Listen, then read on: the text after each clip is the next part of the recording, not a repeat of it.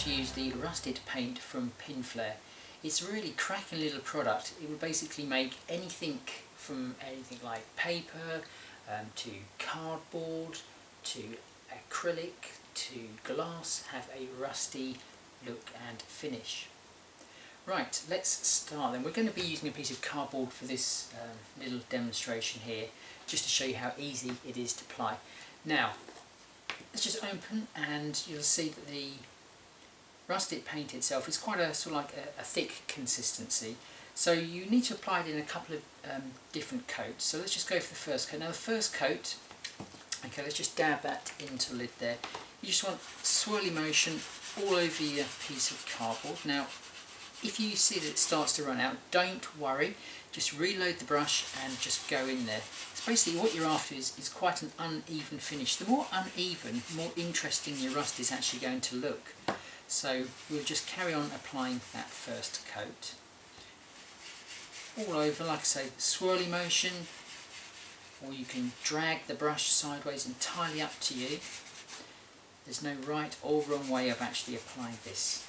So let's just go all the way over our piece of cardboard. Now the really great thing about this, you can actually force dry it using a craft heat gun.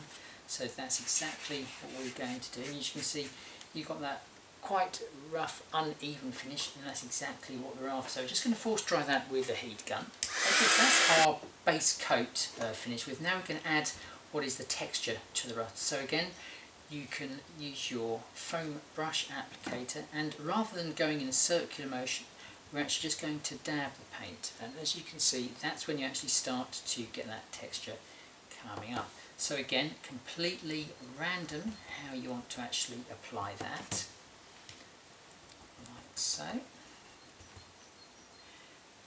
Now you can also apply this with a palette knife as well. It does give a slightly different look, so we'll apply that on our next coat.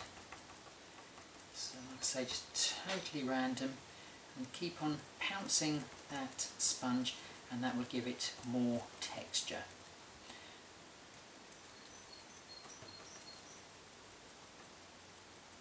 Okay, when you finish with your second coat, just make sure, like I say, you've got plenty of texture there. Okay, like so, and again we're just going to force dry that with our heat gun. Two coats, but our base coat and the coat basically is going to give us that little bit of texture. Now we're actually going to use the palette knife. Okay, so we can dip that in, and again we can just go over there, and as you can see, just pounce the palette knife around, again very randomly, and you can go over onto areas that's only got one coat.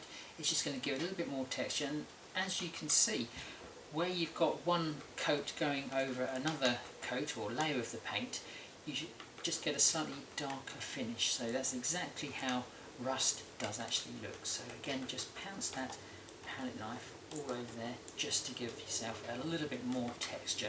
Now this sort of technique works really well with sort of like MDF cogs and such like, and is especially good for aging just about anything. As I said at the beginning, you know, it's going to work on things like glass and acrylic, so you can really have fun just aging lots of those things around your home. Great for home decor as well. Okay, so just go in there, and like I say, just totally random. And you'll see I'm actually using a metal palette knife. I prefer metal palette knives over plastic ones, purely because, you know, they do bend, and of course because they're metal they're not going to snap, so they do last a lot longer than the plastic variety. So just go in there and just add a little bit of texture, and as you can see, compared to the actual brush, the foam brush that we used just a couple of minutes ago, this does give a completely different type of texture. So again, just go over, and then when you're actually happy with your rust sort of effect, then we can just go in and force dry that. So I'm just going to give it a little bit more texture, just by dabbing or pouncing that palette knife over the surface of the wet paint. Okay, I think we're just about done there, and again just put that aside, and we're going to force dry that. Okay, Right, once we've actually got to that stage, then we just need to add two more products actually to the rusted.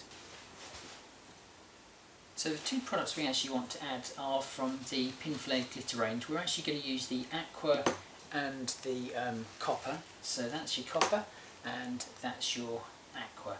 Now I always prefer to put the copper down first, followed by the aqua. So let's just clean the palette knife here. And what I tend to do, I just open up the pot, and rather than take it directly from the pot onto our work, I just put a little bit onto a non-stick craft mat, and then just dab or pounce your palette knife onto that.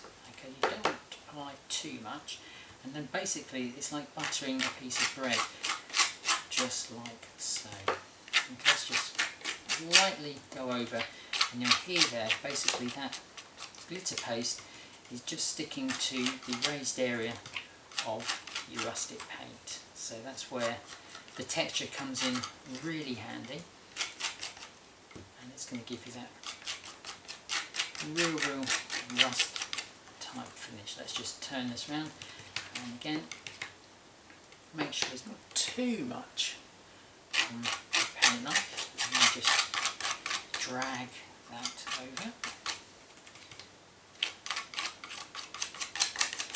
And apply as much or as little as you like, you know. And then when you're happy, just go into there. And when you're happy with the look, then we can apply the second colour. Okay, so let's just clean our palette knife, close the lid of our copper, and then we're just going to go over to the aqua. Okay, and again I'm just going to take a little bit out of there, just give it a little bit of a mix. Okay, and just take some out of there, again put it onto your non-stick craft mat, just pounce your palette knife in there, and again just drag it over, just very lightly. Obviously it's going to pick up on the same raised areas as the copper, so if you don't want to obliterate the original colour, just go over a little bit lighter and possibly with less, but like I say, it's entirely up to you. There's no right or wrong for this. So just again pounce it in and just quickly go over the surface. Let's just turn that round. Okay.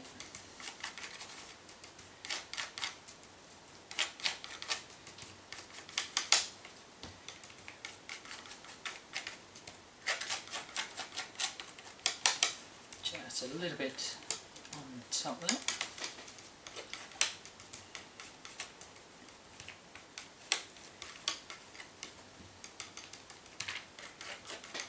Okay, I think we're just about done there. And if you want, this one's really optional, but you can actually go back, grab some of the rustic paint out of the pot, and again just put that onto your craft mat. Okay, like so. And again, you don't want a lot of it on your palette knife, just pounce that, and then you just go in there and go over some of that, and it's just going to add a little bit more depth. Like I say, don't go over the top when you apply this coat. You're just basically wanting to just cover up just a little bit of the glitter paste. You don't want to completely obliterate it. It's just going to help give that aged effect to your piece of cardboard. And there we go, before you know it, just after a couple of minutes, we've turned what was a blank piece of cardboard into a real aged piece of cardboard. But obviously, you know, looking at it now, that could well be a piece of metal. I'll show you a couple of other examples what I've made using the rustic paint. Well, here's just a few examples of what you can be creating with the rustic paint from Pinflair. This one is a card for a man, happy birthday card, and as you can see, we've used the rustic paint and the two glitters to really great effect there in the background. As I say, you know, with the rustic paint, it does add a lot of interest to your cards. It doesn't only look like rust, it even feels like, and it's got that really, really rough finish to it as well. So really, really great for masking cards. And here we go, here's one here. As you can see, we put it on a Pinflair easel card, and this one's actually got a little rusty pickup truck there, so it's really, really well suited for that. So as well as actually creating cards like that, you can also do other things with the rustic paint. You can actually stamp with them. We've actually stamped it, and this is actually quite a fine stamp. And then, as opposed to going over with our copper glitter with the palette knife, we've actually stamped with the glitter, so you can see the rustic paint there is in the background and the copper glitter is on the top. So you can get really, really creative with that. Here's another one that we've actually stamped using the rustic paint just on its own, and basically before it's actually dried, we then just go back over with our sponge brush and just drag it down, and it just really, really does give that sort of like rusty old vintage sepia type of finish to the design. And here's just one last one here. Again, a really, really simple little design, and we've just created a background using a stamp. And again, before that paint is actually fully dried, we then just drag the same brush you've used for the rustic paint down the design. But just make sure that you don't have too much paint actually on your brush. And that basically wraps it up for the Pinflair rustic paint, along with your two glitter pastes, which are the aqua and the copper, to give you that fantastic looking effect to basically cardboard, to paper, to glass and to acrylic. So that's Rust It from Pinflair.